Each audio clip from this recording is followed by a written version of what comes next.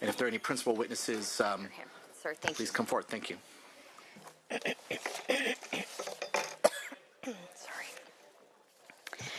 Thank you. Thank you, Mr. Chair. Members, as evidenced by my legislation that I focused on for the last several years, my top priority has been protecting some of our most vulnerable populations, especially women and children. This is exactly why we're here today, to once again lend a voice to those who are incredibly vulnerable in need of protection. Today I'm here on behalf of incarcerated women in California prisons who are dealing with the unintended consequences of allowing transgender inmates to be housed in women's correctional facilities. Numerous female inmates have reached out to us on many times, begging for help and asking for a solution to this extremely dire situation that they've been forced into. Last August, I received a letter from an inmate who was begging for help for her and her friends, where her friend in the Central Valley Women's Facility, she described it as this. She said that a transgender inmate had raped her, physically assaulted her friend inside the prison.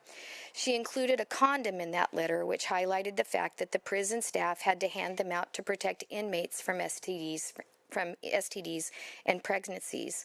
Think about that for just a second. Why is the state of California paying for condoms in women's prisons? You may recall I held the condom up on the Senate floor and warned that we needed to come up with a better solution to protect these women from rape, abuse at the hands of predators inside the correctional facilities. SB 132, which was passed in 2020 to offer additional protections for transgender, non-binary, and intersex inmates in state prisons, allow these inmates to request housing based on gender identity. SB 132 also gave preferential housing to these inmates above women in the facility. This bill is offering equity for women. SB 132 has resulted in incredibly harmful and dangerous unintended consequences for female inmates in our two only women's prisons. I've had many discussions with the members of the LGBTQ community, members of this committee, current inmates, formerly incarcerated inmates, and advocacy groups on what's been happening in our women's prisons since the implementation of SB 132. Everyone agrees that we need to keep inmates safe and provide additional protections. SB 132 is well intended, but definitely needs guardrails. Currently under SB 132, you just have to check a box. Male inmates who I self-identify as transgender are transferring to the women's facilities and assaulting, abusing, raping, impregnating, infecting our female prison population with sexually transmitted diseases. This is not okay, and it needs to stop. These discussions led me to introduce SB 311, which is before you here today. SB 311 establishes a secure housing facility for transgender women at each women's prison. It ensures safety and privacy of women in sleeping and other intimate spaces. It prohibits sex offenders from being housed in women's prisons. It creates a dedicated facility within the prisons to address the needs of transgender women while maintaining fairness and dignity in the correctional housing policies. It promotes safer and a more secure environment for all incarcerated individuals. Existing law requires the California Department of Corrections and Rehabilitation, CDCR, to institute certain practices to prevent sexual violence and promote inmate and ward safety within these prisons. Currently, there are specialized programming units in CDCR that are designated to provide focused rehabilitative services for specific populations within the correctional system, including those with substance abuse disorders, mental health needs, or the needs of other specialized reentry programs to make them more successful on the outside. These units aim to address individual needs and improve outcomes for incarcerated individuals and those on parole. SB 311 is to prioritize the safety and privacy of all women. This dedicated housing solution for transgender women mirrors the structure of some CDCR specialized programming units. Transgender women can participate in yard and recreation time, job, education training, programming, and other general population activities alongside biological women. This is consistent with CDCR's policy on rehabilitation and goals for safety consideration. our bill just addresses intimate spaces. The unfortunate reality is that SB 132 has allowed violent male predators to transfer into female prisons. In an effort to protect vulnerable transgender inmates, we have jeopardized the safety as women as well. Sadly, 132 has prioritized the safety of transgender inmates at the expense of female inmates. These female inmates are now being raped, assaulted, and infected with STDs, impregnated by violent sexual predators who self-identify as transgender but are fully intact males. A 2022 CDCR report found that 33.8% of male inmates requesting transfer to female facilities were registered sex offenders. Of these individuals who were required to register as 290 registrants. An example of a 290 registrant is an individual who is committed or convicted of rape, human trafficking for sexual purposes, sexual battery, continuous sexual abuse of a child, meaning ongoing sexual abuse of a child under 14 years old for a long period of time, lewd acts of a child, child molestation, possession or distribution of child pornography, pimping and pandering involving minors, forced oral copulation, sodomy by force or with a child, sexual penetration of a foreign object, incest, and statutory rape. Colleagues, at a very minimum, I think that we can all agree that individuals who have been convicted and sentenced to prison as a man in a men's prison under these circumstances that I just read as 290 registrants should not be able to transfer to women's prisons. There's a growing concern about the safety and privacy in shared spaces. In a 2023 PREA report, the Prison Rape Elimination Act, there were 5 confirmed cases of non-consensual sex acts. There were 124 unsubstantiated cases, meaning not unfound, just did not meet the level of evidence the department's standards. Even SB 132, in the author's own language, states, quote, most instances of prison rape often go unreported. We know that female inmates are being sexually assaulted by male inmates on a regular basis, but sadly these cases go unreported out of fear and retaliation. Women have been reaching out from both prisons, and their concerns regarding abuses are happening inside these prisons.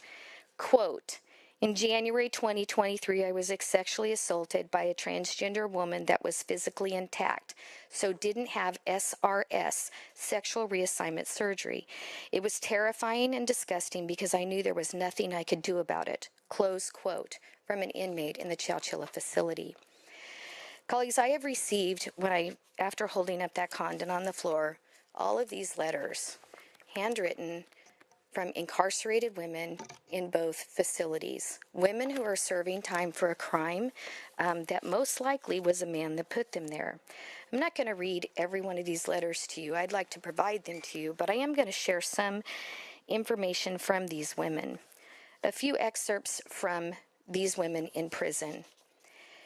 I am a juvenile adult to adult offender that has been incarcerated for over 20 years. In that time, I've seen much, and yet nothing egregious as what I've seen in the result of poor implementation of SB 132.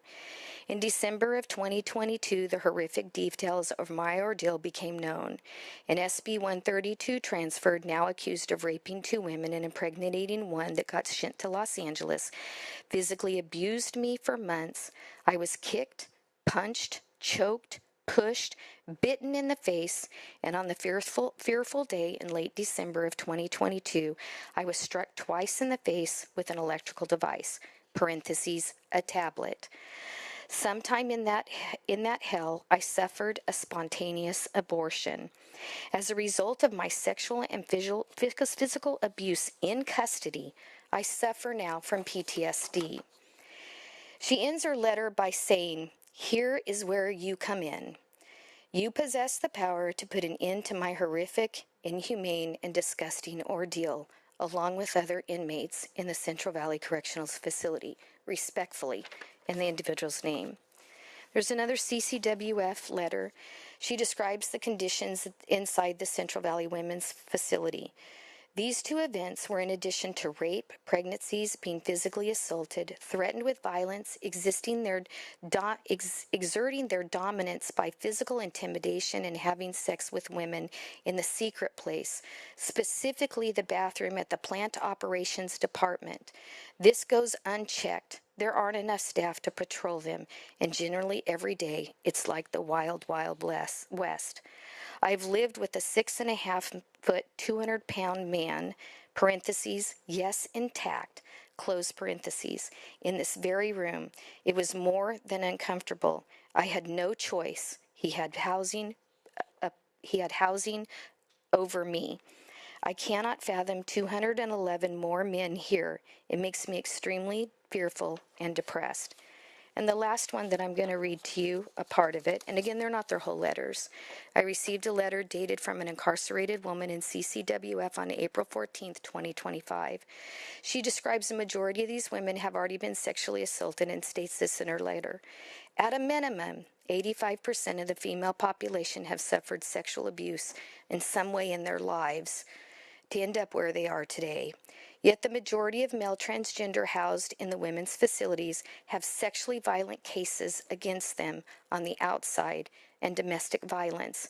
Why are they here in our prisons? Colleagues, no one deserves to be abused at the hands of another. Yesterday, most of us stood on the floor, including individuals on this dais, about Denim Day. They called rape being rape. They said rape is unacceptable in any circumstances. Yesterday, that resolution overwhelmingly passed, representing Denim Day and the issue of protecting women from being raped. I fear that today SB 311 will fail. I don't understand why rape is not rape, based on the same comments that our colleagues made on the floor yesterday. I introduced SB 311 to provide protections for everyone, including transgender inmates and female inmates. My goal is to provide protections for both vulnerable communities, both of the vulnerable communities, and have some guardrails on SB 132, not just having an elevated preference for transgender women above women. One of the reasons we don't have better data on the prevalence of this issue is because many of inmates are incredibly fearful of being retaliated against. Prison are notoriously violent places. We're placing male sexual predators in rooms with vulnerable females, and we expect them to willingly come forward and risk their health and safety and lives. This is why they're writing anonymous letters from prison and asking to remain anonymous, and it's heartbreaking. We have to do what we can to stand up for them. I know we all desire to ensure that the vulnerable communities are protected, all vulnerable communities. I know that no one on this committee wants to see the vulnerable population or any population be at risk for abuse, assault, or victimization. I proposed to the committee chair last week to amend the bill to include a provision that makes inmates of sexual offenders ineligible for transfer, meaning 290 registrants only.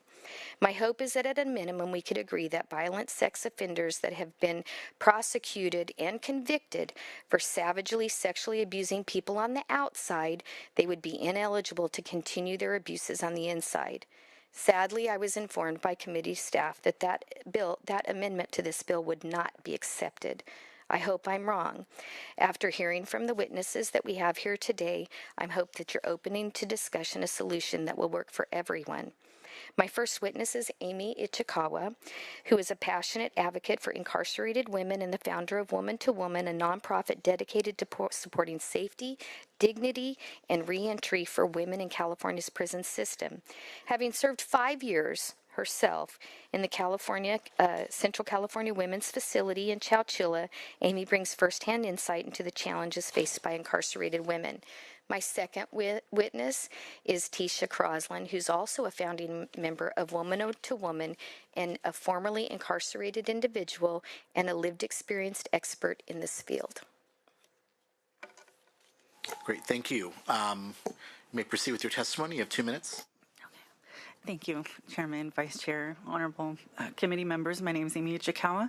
I'm the Executive Director of Women to Women and Ambassador for the Independent Women's Forum, and I'm a rape survivor who was incarcerated at CCWF when a violent registered sex offender was transferred there from a men's prison. Under existing law, transfers from men's to women's prisons are housed with the general population in our state's only two women's prisons. These folks include violent sex offenders coming from men's level 4 facilities that have secured perimeters with internal and external armed coverage. By contrast, CCWF has one gunner in one tower.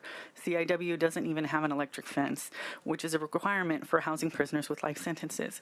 The transfers are coming from two-man cells in a highly secured setting to the lower security environments in women's prisons where people are housed in dormitories with 8 people per room. Transfers who have gamed the system using false trans identities have assaulted, threatened, and intimidated female prisoners, many of whom are survivors of severe sexual and physical abuse. This situation impairs their ability to heal from their own traumas and to process the pain that they've caused others.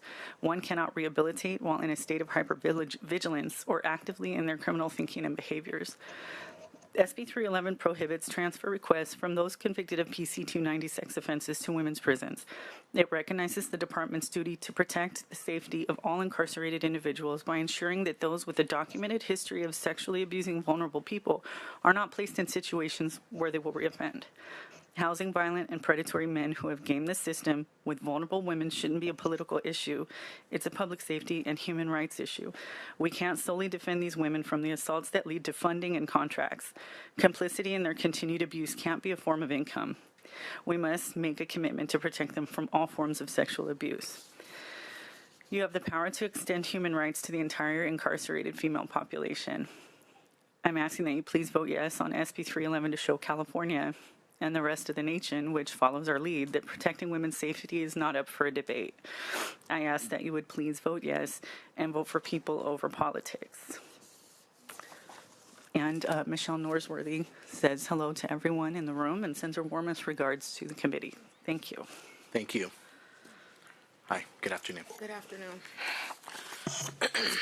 My name is Tisha Croslin. I'm a founding member of Woman to Woman and Director of Reentry Services. I was incarcerated for almost 20 years across juvenile, federal, and state systems, and I maintain strong ties to women that are still inside. Today I'm asking you to vote yes on SB 311 because I've lived the reality this bill seeks to fix. In 2012, near the end of my sentence, I learned that a person convicted of rape and sodomy, someone who electrocuted a mother and daughter during their assault in Fresno, was approved to transfer into women's prison from a men's prison. The women inside, many of whom, like me, survived sexual violence, were devastated.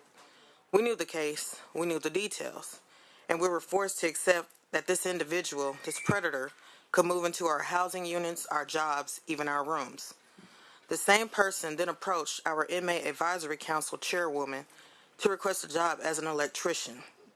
The trauma of that moment, the horror, the helplessness cannot be overstated. It was an assault on all of us. Our last safe place had been forcibly penetrated without our consent, and there was nothing we could do.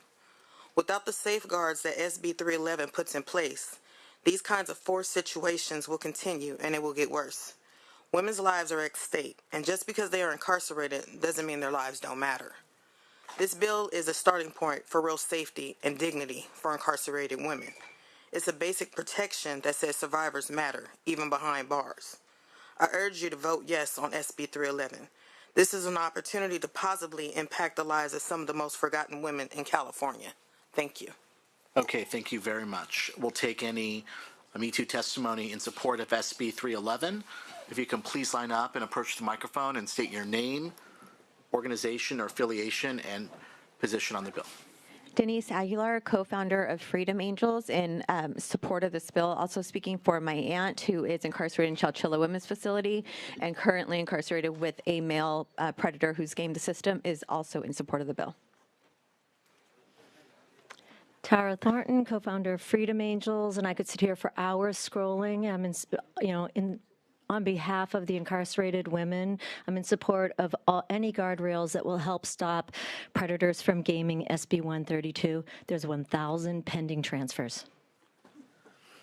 Elizabeth Kenny from Women Are Real and Cause. Please say aye to Shannon Grove's bill. We're in strong support.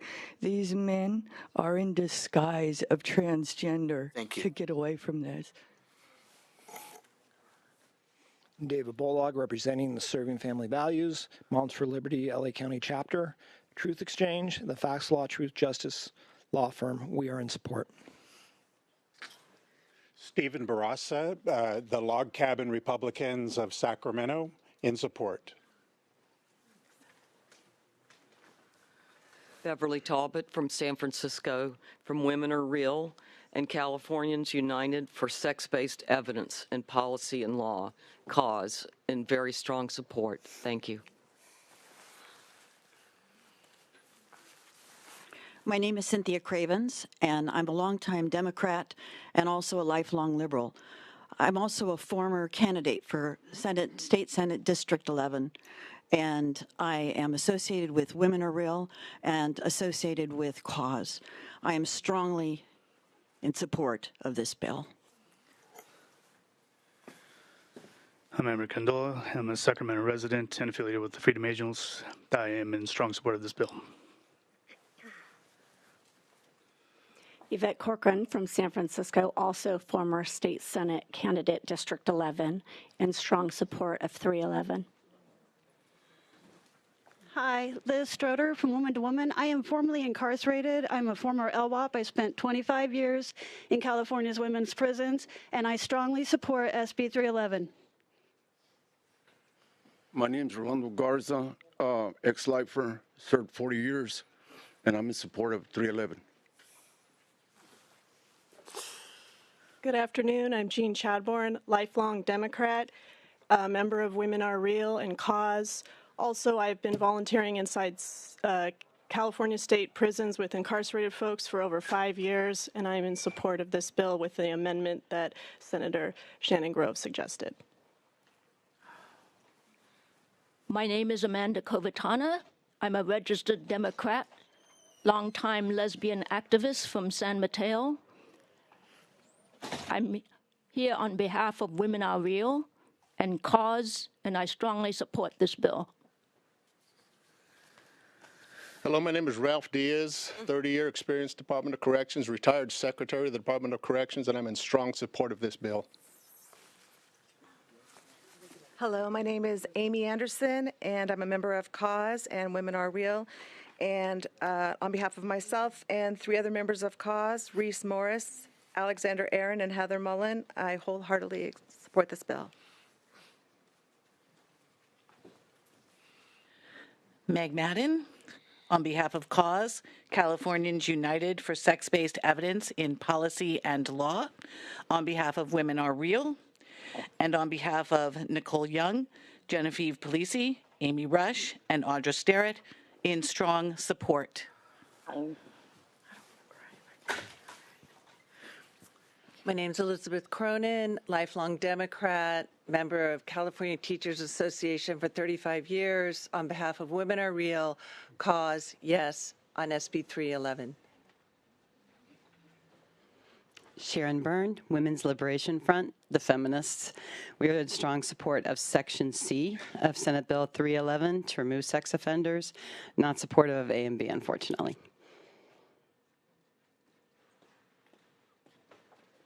Joni Zander, a registered Democrat, a lesbian. I drove over from Bishop to be in support of this bill, and I'm also with Women's Liberation Front.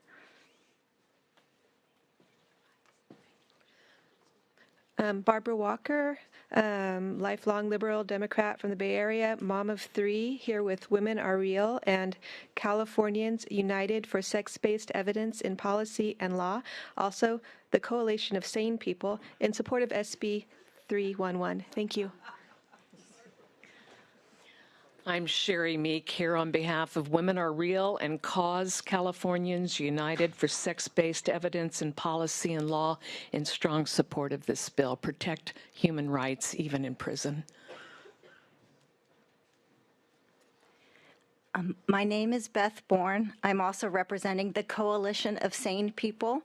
I'm also representing mothers who would never erase their perfectly beautiful daughters or sons because no one is born in the wrong body, and trans women are men. Thank you, and I support SB 311. Molly Sheehan with the California Catholic Conference. We're in support for the reasons outlined in our letter. Thank you. Sophia Laurie with California Family Council in strong support of 311. Good afternoon. Erin Friday, lifelong Democrat, survivor, representing Gays Against Groomers, LGB Alliance, and Our Duty, and we're in strong support as amended. Hello, I'm Brock Campbell on behalf of Freedom's Way Baptist Church in Castaic. We're in strong support. Hello, Emily Campbell on behalf of Lighthouse Baptist Church in Santa Maria in strong support. Pastor Brandon Campbell, California Baptist for Biblical Values, and pastor of the Faith Baptist Church in Wheatland in strong support. Kristen Campbell, just concerned citizen in strong support. Okay, thank you very much. Unless there are any additional members of the public wishing to express support for SB 311, we'll now take two principal witnesses in opposition. Hi.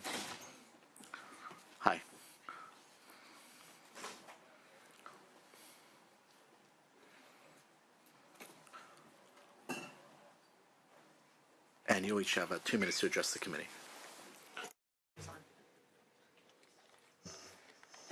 Good afternoon. I read this statement on behalf of myself, Colby Lenz, and Amika Mota, the Executive Director of Sister Warriors.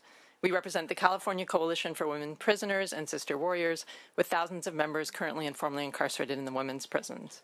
We support and believe survivors, all survivors, regardless of their identity or the circumstances of the violence.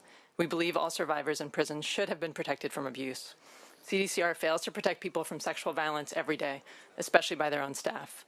This bill is not about preventing sexual assault in the women's prisons. It does not reflect a commitment to people in the women's prisons. This bill is not informed by visits to these prisons, and it does not take seriously the work of the Sexual Abuse Response and Prevention Working Group, including recommendations from over 700 incarcerated people. These are fringe groups and hate groups. This bill is about scapegoating transgender people. It's about using a very real crisis of systemic sexual violence in prisons to advance a national agenda to eliminate transgender people. And it does this on the backs of trans women who face the highest rates of sexual violence in California prisons. We support all survivors. We do not pick and choose. And what are the costs of this scapegoating? It sucks resources away from tackling the crisis. What does this bill do to prevent another gynecologist from sexually assaulting hundreds of women and trans men? What does this bill do to stop Gregory Rodriguez's buddies from retaliating against women he abused? Excuse me. He was convicted of sexually assaulting more than 20 women at CCWF. Has your office checked in on them? What does this bill do to stop CDCR staff, your state employees, from sexually harassing and assaulting women? How about the officers at work today who are notorious abusers? We have that list ready. This is the hard and devastating work that our organizations do with people in the women's prisons every day. We work with these survivors, hundreds and hundreds of them. We visit them, connect them with resources, amplify their solutions. Having a scapegoat means you don't have to do the extremely challenging work of changing these systems, of working to prevent sexual violence for all people. This bill is about politics, not survivors. We strongly oppose this bill. Thank you. Next speaker. Good afternoon. My name is A.D. Lewis, and I'm an attorney with the Prison Law Office, where I have the honor to speak with, learn from, and advocate alongside hundreds of people in California prisons. I'm here today in strong opposition to SB 311. SB 311 purports to address sexual violence and now allegedly equity, but make no mistake, this is not about protecting anyone, and it's certainly not about equity. SB 311 villainizes and scapegoats trans women, not males, trans women, while ignoring and exacerbating the real causes of CDCR's ongoing sexual violence epidemic, and we ask the committee to reject this bill for two main reasons. First, SB 311 mandates at least two distinct forms of unlawful sex discrimination. For instance, SB 311 requires prison officials to physically isolate and segregate trans women from other women. This is sex discrimination plain and simple, and it will inevitably and severely limit trans women's access to programming, community events, and credit earning opportunities, effectively punishing them. Another example is that SB 311 requires prison officials to house trans women with certain conviction offenses in men's prisons. When prison officials prevent a trans woman from being housed in a women's prison, but allows and houses cis women and trans men with those same convictions in women's prisons, those officials engage in unlawful sex discrimination. The second reason we encourage you to reject this bill is that SB 311 fails to disrupt sexual violence at all in prison. Our community deserves solutions to protect all survivors. And researchers have found that trans women, not males, trans women in California prisons experience sexual violence at 14 times the rate of non-trans people, and that 60 to 70% of trans people who are currently inside have been sexually victimized during their current period of incarceration. Additionally, reliable evidence demonstrates that staff, not trans people or other incarcerated people, perpetuate the vast majority of sexual harm in prisons. In 2023 alone, nearly 70% of all CDCR PREA allegations involve staff harming incarcerated people. There are many solutions to reduce and prevent sexual harm in prisons. You have heard one meaningful solution today, SB 337, and thank you for passing that. But another solution is ensuring that CDCR actually implements SB 132 to prevent sexual violence against all women, all survivors, and all people, cis and trans alike, in California prisons. For these reasons, and in deep and enduring solidarity of trans women and trans people, we oppose this bill and ask you to vote no. All right, thank you. At this time, we'll take Me Too's in opposition. Come up to the mic, state your name, organization you represent, and your opposition to the bill.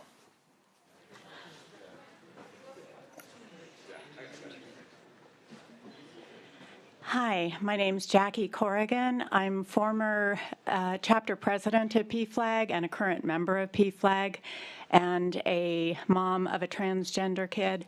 And I strongly am opposed to this legislation and protect our transgender girls. Thank you. We're just going to take name, organization, affiliation, and your position for and against. Okay. Emily Harris on behalf of Californians United for a Responsible Budget, Uncommon Law, Felony Murder Elimination Project, and Sister Warriors Freedom Coalition in opposition. Mark O. George on behalf of the California Public Defenders Association in strong opposition. Thank you. Kelly Savage Rodriguez and our trans community inside in opposition. Mercy Gray, co-founder of the Survivor Policy Coalition, Human Trafficking Survivors, strong opposition of the Kapampangan people of the Philippine Islands and the Apache tribe descendant. Thank you. Hi, Jen Orthwine on behalf of the SB 132 Coalition, which includes Lambda Legal, Transgender Law Center, Trans Latino Coalition, and a number of other organizations that are here today, as well as Orthwine Law PC, all in opposition of this bill. Thank you. Eve Banis with the Sacramento LGBT Community Center in strong opposition. Tornay Lisheva, Flying Over Walls Prisoner Solidarity Project, strong opposition. Thank you. Jesse Leonard Kinglake from Just Attention International, which fights prisoner rape, strong opposition. Sarah Lee, Immigrant Legal Resource Center, strong opposition. Angela Chan, San Francisco Public Defender's Office, strong opposition. Oakley Phoenix with the TGIJP Black Transcultural Center and the child of two very sane, very non-turfy lesbian women in extremely strong opposition. Good afternoon. Grace Glazer on behalf of Valor US, the State Sexual Assault Coalition, in strong opposition. Emma Rackham, Los Angeles resident, in strong opposition. Elizabeth Nomura, CCWP, in strong opposition. Emily Wonder on behalf of Sister Warriors Freedom Coalition and strong opposition. Hafsa Alamin with California Coalition for Women Prisoners in strong opposition. Anastasia Franco, formerly imprisoned and survivor, and TRAG Coalition, strong opposition.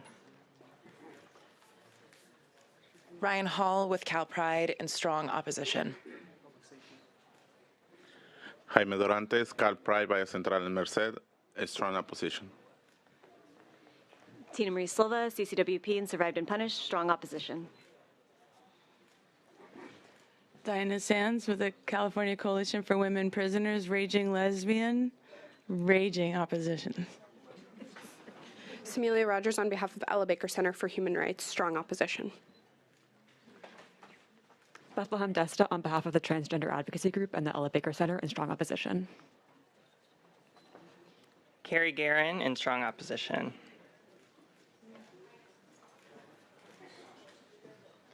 Symphony Barbie on behalf of Planned Parenthood Affiliates of California in strong opposition. Thank you. Natasha Minsker, Smart Justice California, strongly opposed.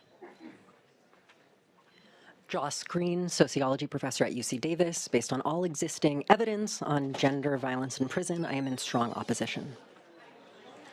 Craig Pulsfer on behalf of Equality California and equal rights advocates in strong opposition. Jonathan Clay, I'm on Trans Family Support Services and Alliance for Trans Youth Rights in opposition. Joshua Stickney on behalf of the Ella Baker Center for Human Rights and SB 132 Implementation Coalition in strong opposition. Samuel Jan on behalf of Disability Rights California in opposition. Jared Thaler on behalf of friends, family, and several trans people in my close community, strongly in opposition. Jessica Gachet on behalf of PFLAG San Jose Peninsula, PFLAG Oakland East Bay, PFLAG Tri-Valley, and Rainbow Families Action in strong opposition. Thank you. Liz Bloom-Gutierrez on behalf of La Defensa, Vera California, Initiate Justice, and the LA County Public Defenders Union Local 148 in strong opposition. Javi Rodriguez with ACLU California Action and vehement opposition. Tatiana Lewis with the Ella Baker Center for Human Rights in opposition. Thank you. Thank you. Are there any other members of the public wishing to express opposition to SB 311? Seeing none, I'll bring it back to the committee for discussion, and we'll start with Senator Wiener. Thank you very much, Mr. Chair. I want to thank all the witnesses on both sides. I mean, the one thing I will say, I do believe that there are a lot of people who just want people to be safe in prison, and I think we all want that, and I want to just acknowledge that, even though there is a severe divide on this issue, and I'm about to explain why I'll be voting no on this bill. I do just want to acknowledge that there are a lot of people doing really strong work to support people who are incarcerated, people who are, very separate from this issue, just treated like garbage, and who are subjected to violence on a regular basis, sexual and otherwise. It is so important for everyone in prison to be safe, and CDCR needs to do so much more to reduce prison violence, including sexual violence, globally, in all prisons. This issue is long-standing, it is broad, it is deep. I think for all of us, back to when we were children, when you learn about prisons, one of the things that you know as a kid, particularly in men's prisons, is that people were getting raped. That you know that as a kid, just societally, culturally, and that is an absolute indictment on the prison systems throughout this country, that children know that about our prisons, that folks who are incarcerated are getting raped. So I want to talk about some facts about sexual violence in prison. In the last year that we have data, 2023, about sexual violence in CDCR, according to that data, 68% of sexual violence reports related to sexual violence by prison staff, 68%. Yet despite that clear evidence, what does this bill focus on? Trans people. Not staff, trans people. Why? Because we are in the midst of a national poll-tested culture war targeting trans people. Okay, I'm sorry, 1 second. Ladies and gentlemen, please do not interrupt the hearing. If you want to react, step outside. Senator has the floor. We heard your perspective. He now has the opportunity to present. Because we're in the midst of a national poll-tested culture war targeting trans people, dehumanizing them, falsely portraying them as predators and fakers, and trying to erase their very existence. The goal, and we see this throughout the political system, is to turn trans people into terrifying predators who are trying to scam their way into women's spaces in order to prey on them. We see this with bathroom bills. We see this around now prisons. We see it in so many scenarios. It is an elaborate, orchestrated national campaign designed to justify the dehumanization and erasure of trans people. This crusade against trans people has been going on for years. In fact, some, not all, but some of the people behind this bill are in this building regularly, aggressively opposing every effort to support trans people, no matter what the subject. And they've supported broad efforts to dehumanize trans people in every respect possible, trying to deny them access to health care, trying to deny them access to public spaces. This crusade had lighter fluid poured on it in last year's election, when Donald Trump and his allies spent hundreds of millions of dollars demonizing trans people, including demonizing the provision of health care to trans people in prison. That was a specific attack. In his first 2 weeks in office, Trump then issued Point of order. This has nothing to do with this bill. It has everything to do with this bill, Senator, All right. with all due respect. The senator has the floor. In his first 2 weeks in office, he issued a half a dozen executive orders targeting trans people for this tiny population who are just trying to live their lives and be who they are, and who are at extreme risk of violence in all aspects of society. In fact, one of Trump's executive orders mass transferred trans women from federal women's prisons to men's prison in one fell swoop, putting them at massive risk of sexual violence. We saw situations where trans women weren't even allowed to bring their bras with them when they were transferred. That's the level of dehumanization that we've reached in this country towards trans people. Contrary to the narrative put out there by supporters of this bill, trans people are not rampant predators in prison. As the author put it, running around raping and infecting people. They are overwhelmingly victimized. 59% of trans women housed in men's prisons report sexual violence.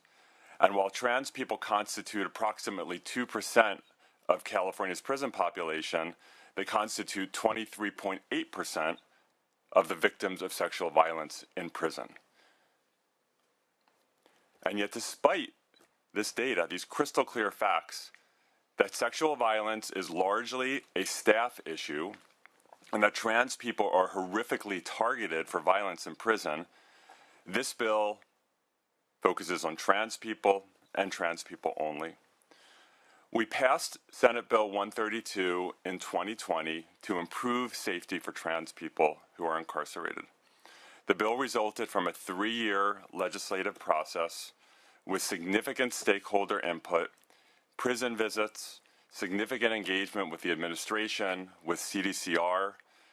SB 132 provides CDCR with significant discretion and flexibility in transfers, and CDCR has liberally used that discretion.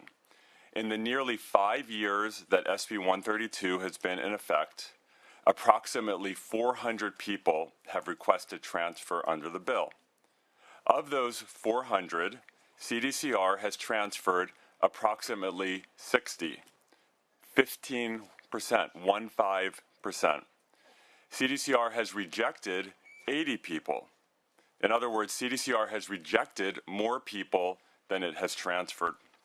The suggestion that CDCR is transferring anyone who asks, or no matter what, or that it's not taking risk into account is simply false.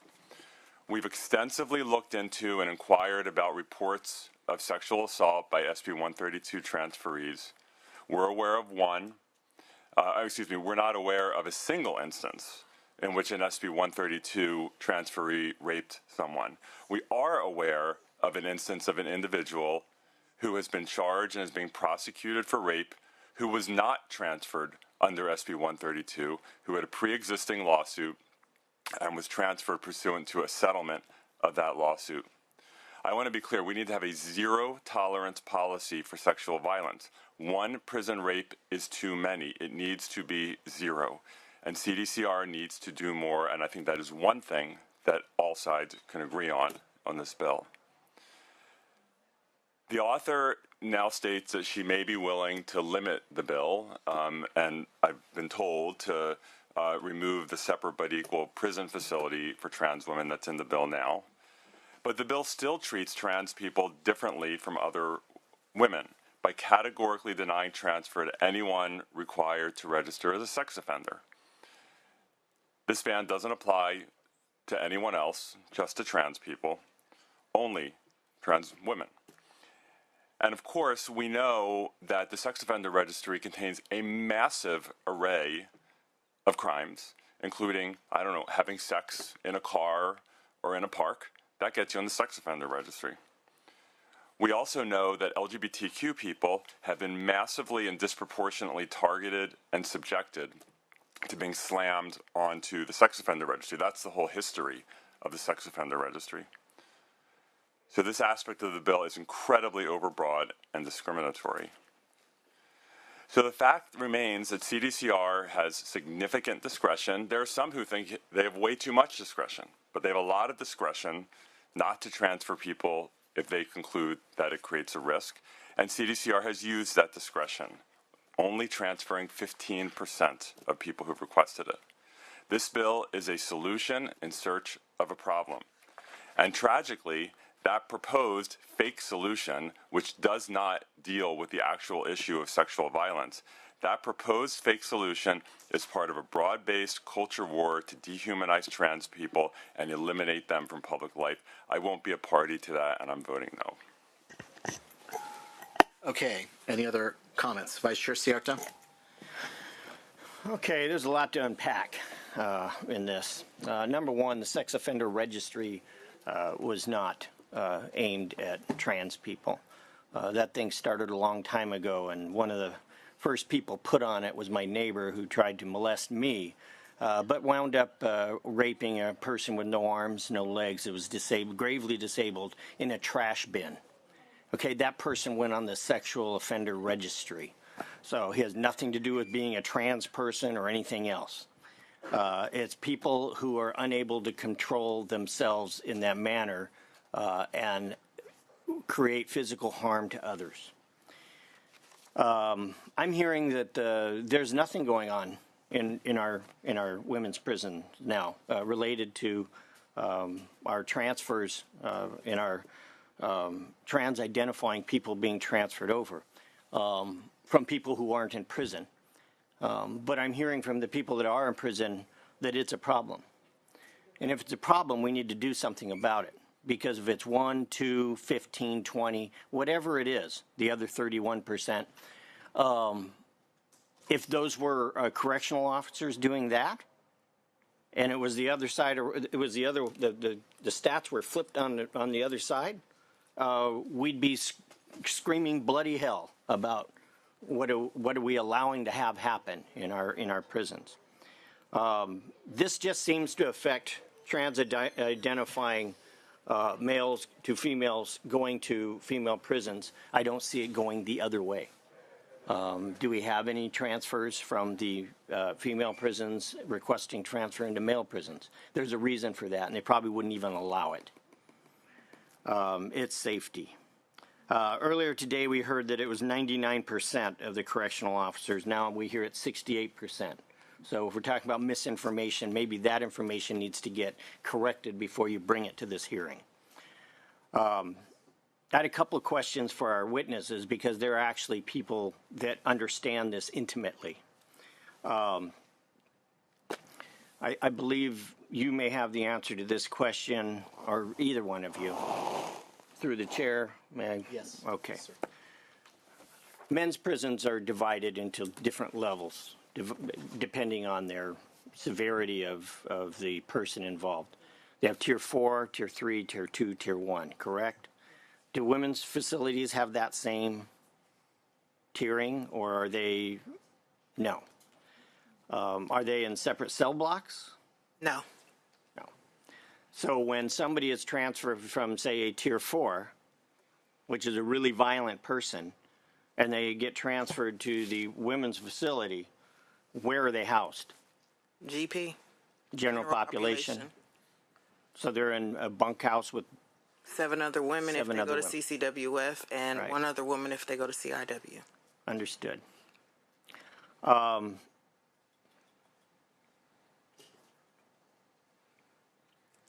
You've heard that there's nothing happening in prisons.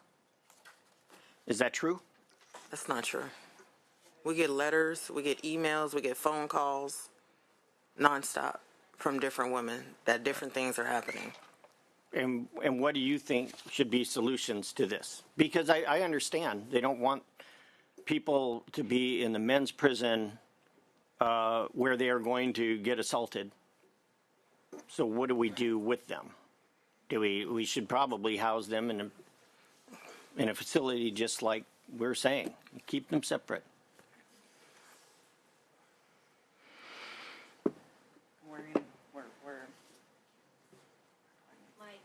Thank you.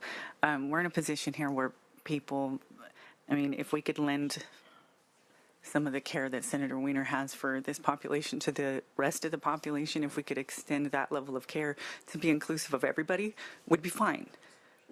We'd be fine. But this level of care is being advocated and set aside just for a very small group of people, and it's creating an incredible power imbalance.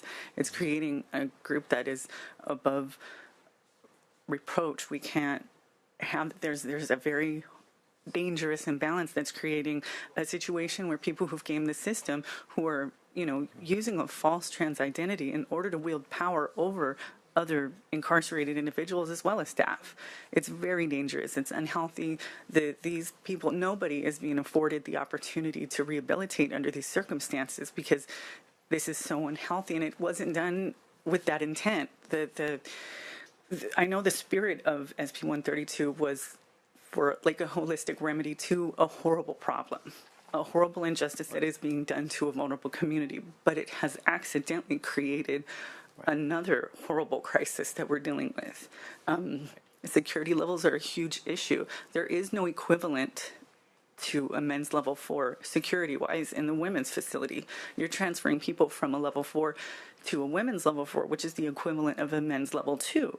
So the staffing, their ability to, handle situations that arise from having people of higher security levels is dangerous. If you bring someone from a men's death row, for example, and put them directly into women's general population, this is in violation of, Title 15 regulations.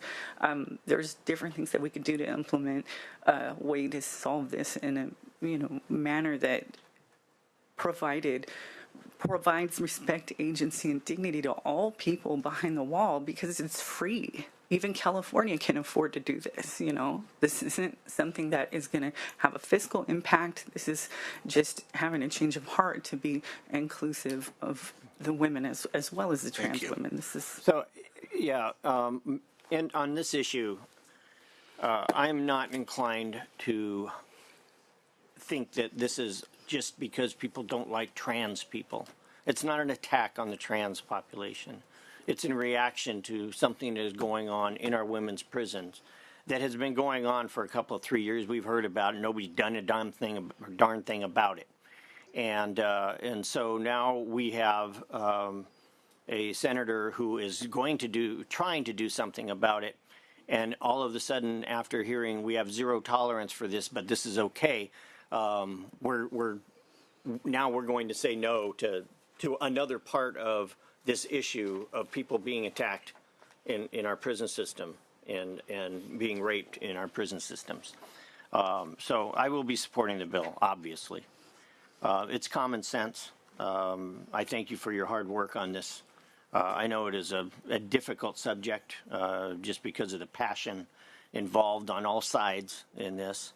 But we have to make especially our women's prisons, a safer place for them to be. And this is not making it safer. So we need to come up with a better solution to making it safer than pretending that we have enough guards to cover every inch of the facility that they're in to ensure that people are not being attacked. And if we have people that are being impregnated and they're not being impregnated by the guards, I hope they aren't, well, obviously there's an issue there somewhere. With that, I will yield back to the chair, and I will make a motion when the appropriate time comes. Okay, thank you very much. I think all of us on this committee take the issue of sexual assault and violence against female inmates in our state prison system very seriously. I think everyone here in this room shares that concern. And that's why just this morning, we approved Senate Bill 337 by Senator Menjivar and Senate Bill 850 by Senator Ashby to put in place more accountability for prison staff, correctional officers who are engaging in sexual assault, violence, sexual misconduct against inmates.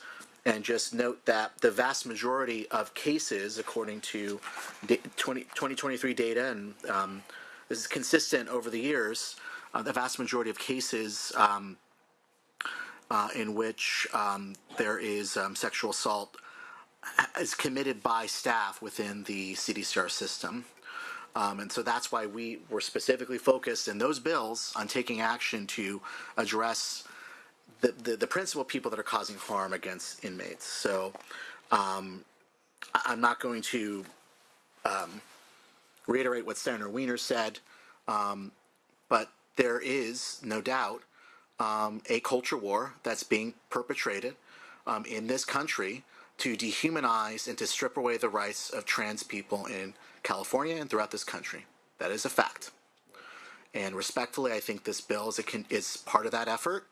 You may have good intentions, but I will not be supporting this bill today, and my recommendation is a no. Any other comments? Okay, Senator Grove, you may close. Thank you. Thank you, Mr. Chair. I want to assure, my colleague from San Francisco and the chair that this is not a political issue to me. When I got that letter from a prison inmate, incarcerated woman, last year, and she sent me a condom and says, this is what I've been given to prevent rapes, someone raping me. And there's even instruction that comes from the staff. Carry the condom with you to the day room. Carry the condom when you go to the shower. Take the condom with you just in case. That's coming from an incarcerated woman. We looked at the budget. We did allocate resources for condoms to be purchased for a women's prison, and the instruction of these women to carry these condoms. These letters that I showed you earlier from incarcerated women describing what they are saying is happening with trans individuals is why I addressed this bill. I didn't do this unintelligently, or I didn't do this without checking with people. I met at least 2 times with my colleague from San Francisco to figure out a way to address this issue. I met with the LGBTQ community. I met with previously incarcerated individuals. I met with coalition survivors. I contacted CDCR. I had several conversations with Director McCumber. And I'm just going to get the hell beat out of me right now from the right, because when I started this, I said no biological men in women's prisons. And then I was introduced, I'm not going to use the right name or the real individual's names who's incarcerated. I'll call this person Joan. I met Joan.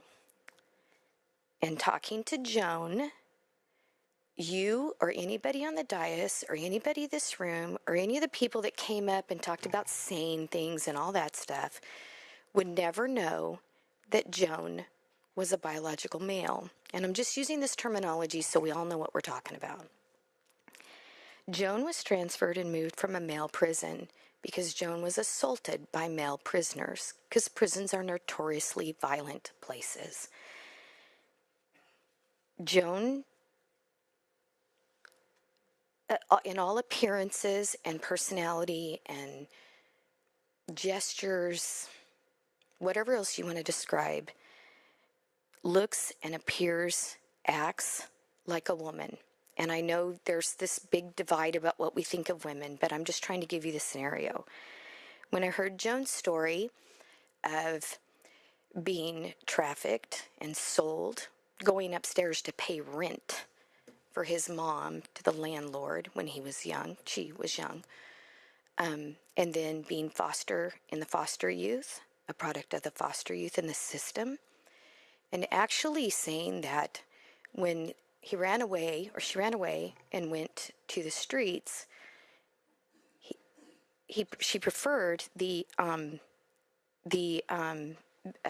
LGBTQ population, the gay male population, to earn a living. And the reason why is because the gay male population, I'm not trying to offend anybody, I'm trying to share where I am on this bill. The gay population just wanted to have sex with an individual. But when he went to the heterosexual population, it was more brutal because it was taking out what he thought was aggressions on something they were dealing with inside. And it was more brutal. It was extraordinarily brutal based on the information that was provided to me by this individual. There is no way, even though Joan has male anatomy on bottom, that I would ever want to transfer Joan back to a male prison. Joan deserves protections as a, again, I know I'm going to offend everybody in the world, a real transgender person.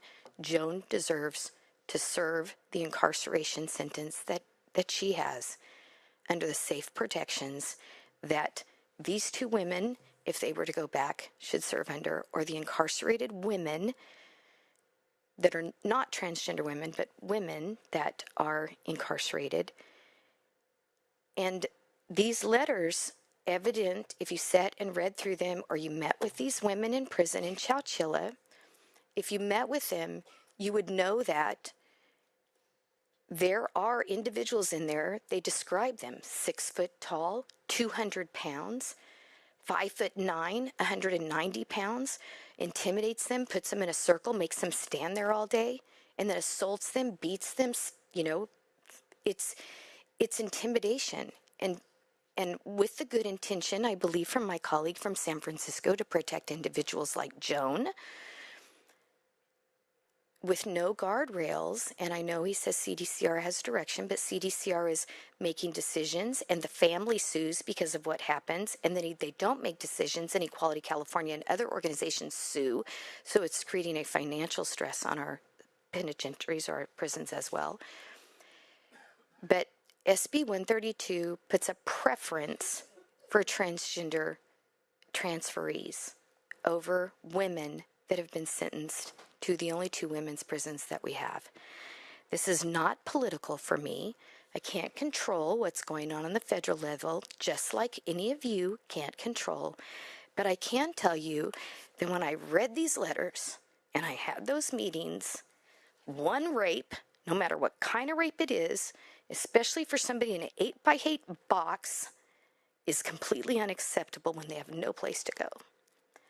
These 2 ladies sitting before you meet with these women, they talk to these women, they send me these letters, and it is horrific that we will not support this issue.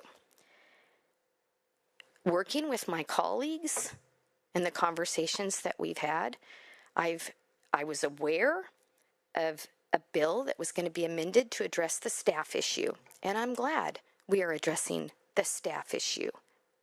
There is no doubt in my mind staff participates in the rape of incarcerated women. I'm glad that's being addressed. There is no doubt in my mind that the gynecologist, that even though they haven't been convicted yet, that the gynecologist that and I'm going to say something that's really going to offend people in just 10 seconds, should be prosecuted to the fullest extent of the law. And the woman, because usually as a woman, if you have a male gynecologist, there is a woman in the room with you. And my first response to that issue was, where was the woman in the room? And they said, there. There is a special place in hell for that woman, for not protecting those women from that gynecologist. So I'm doing this not because of the federal government, not some accusation that you made that it's political and that there's some tenor to erase trans people. That is not true. I'm doing this because of the letters and the meetings that I had with people they have introduced me to that are locked in an 8x8 cell that are facing this issue every single day, and CDCR says their hands are tied and can't do anything about it. And one rape, regardless if it comes from a guard, a transgender inmate, a 290 registrant in a woman's prison, a CDCR hired gynecologist, or anybody else on the list, is one too many. And this addresses this specific population. There's another bill that addresses guards. There's another bill that addresses body cameras. My bill simply is what's before you today. And I asked the committee chair about just addressing the individuals who are incarcerated, that are registered as 290 registrants, and then re-offend again. They shouldn't be allowed to transfer to a women's prison. I would think we would all be able to agree on that. I respectfully ask for an aye vote and thank the committee for its time. We thank Senator Ciarto. Would you like to make a motion? So moved. So we have a motion. If the committee assistant can call the roll. SB 311 Grove. A motion is due pass to appropriations. Adeguin? No. Adeguin, no. Ciarto? Aye. Ciarto, aye. Caballero? Gonzalez? Gonzalez, no. Perez? Weiner? No. Weiner, no. Okay, we'll keep that bill on call. At the appropriate time, I'd like to ask for reconsideration as well. Okay, thank you very much. Mr. Chair. Okay, we're going to go to call.